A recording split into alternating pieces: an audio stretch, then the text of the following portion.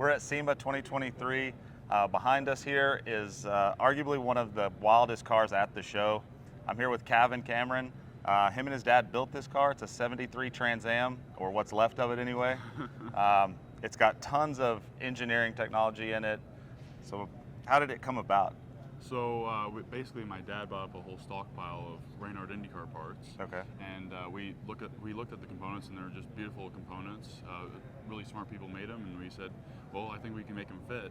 Yeah. So we designed the whole car around them, and as you can see, this is what it's become. So how much? Obviously, when you look in the engine compartment, right? There's not really an engine there. So how does that all work? So basically, the suspension took up a decent amount of room. So we just started pushing the engine back and back and back. And at first we were thinking about modifying the suspension in order to not push the engine back so far. But we were like, no, we're not going to mess with it. So we just kept pushing it back, and we pushed it back 28 inches. Wow. And the transmission moved to the rear. So now we have a weight distribution of 55 rear, 45 front. Okay. And which is what we wanted, basically, because you can always find more. Well, you can always get more front-end grip, but you can't find more rear-end grip, especially on a car that's 2,000 horsepower. Right. So speaking of that, it makes a ton of power. What engine is in this car? So the engine's made by Late Model Engines out in Houston, Texas. It's an LSR from, and it's capable of 2,000 horsepower, 9,000 plus RPM. It's lightweight, so it's aluminum, steel sleeved. So it's just pinnacle of an LS. Right. And it's turbocharged, right? It's twin turboed with Garrett G35 900s. Nice. It's kind of funny because we had an older turbo in there, a single one, and Garrett reached out to us and they're like, oh, that's only good for 1,300 horsepower. You guys sure you want it? And we're like, well, what are you thinking? Right. And then they sent those. So aside from the suspension, obviously the suspension's all IndyCar stuff. Yeah. So what else came from the Indy cars into this car? Yeah, so the transmission is from Extract. Okay. It's all out of a, I think, 2002 Champ Car. Okay. It can be a 6 or a 7 speed. It's sequentially shifted, but we convert it to paddle shift, so it's got a pneumatic actuator made by Motec. Gotcha. So it's just a crazy gearbox. So the whole car's got Motec, right? Yeah, it's full. It's got the Motec M150 with the C1812 dash that also does data logging. Okay. And it's also got their keypad, and it's all race wired up. Right. So we're collecting data on anything we would ever want. Gotcha. Yeah. And so you guys designed, obviously, the wide body part of it. Like, did you engineer all of the aero on the car? It's kind of funny. Some of the stuff we had from an IndyCar pile of carbon bits, and some of it we made. So the rear wing is 2 Lola wings put together. Okay. It's 84 inches wide. The whole total width of the car is 82 inches wide.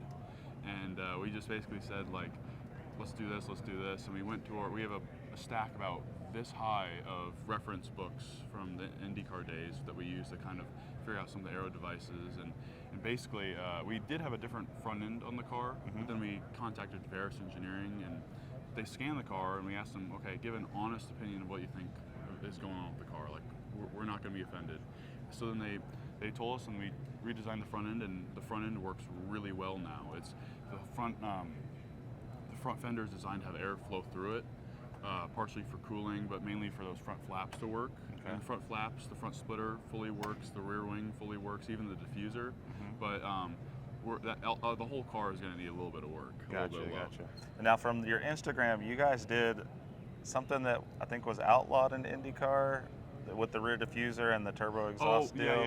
So basically, tell us a little about that. Yeah. So we had major packaging issues with this whole car because, as you can tell, I mean, this is a big car, but everything's really tightly fitted everywhere. So we figured we don't want to take up more diffuser room. So we just dumped the exhaust straight into the diffuser. So we have a blown diffuser now. So how does that work exactly? So we need to do a little bit more testing to see if it'll officially work. But basically the whole concept is that when you're on throttle, it'll produce more downforce because it's putting really fast flowing energized air into the diffuser where it starts to lose its energy. Okay. So, but it requires a lot of testing to figure out whether it works. But according to that philosophy, when you come off the throttle, it basically, you lose all that downforce that it was generating. So you have to kind of create some crazy tuning strategies, which is why we went with the Motec. Gotcha. So if we want to do that, we can do it. Where basically you have to cut all the fuel and spark, you have to flip the throttle so 100% open, and then it just basically, according to the stuff I was looking at, you get like anywhere from 70 to 75 of the original airflow coming through that diffuser as if you were on full throttle.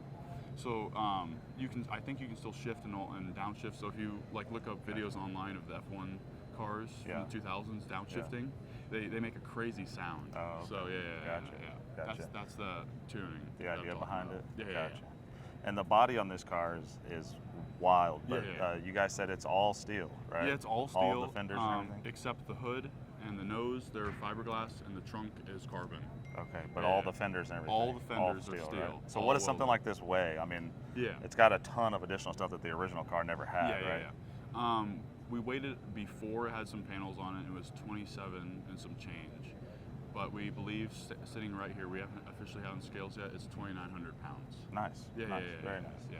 And the wheel and tire setup, obviously you got racing slicks on the car, but the wheels are center lock, which you don't see a lot, and definitely not on a 70 Trans Am. Yeah, definitely not. So obviously this whole suspension setup is off of an IndyCar, so we had to have a custom center lock design. So Forge Line, actually you guys in contact with them, which was really helpful.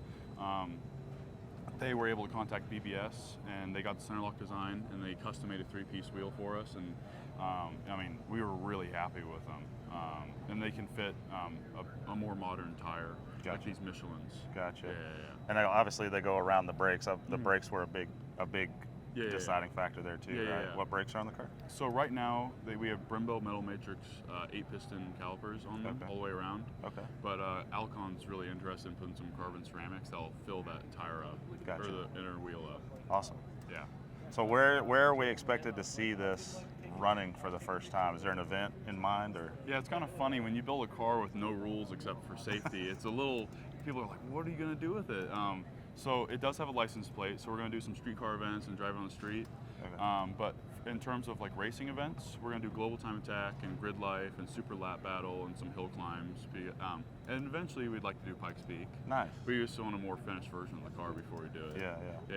Awesome. Well, it turned out amazing. Like I said, it is one of the wildest cars here. Thank you. We look forward to seeing it out in competition. Oh yeah. Thank you very much, Cameron. Thank you so much. Thank you.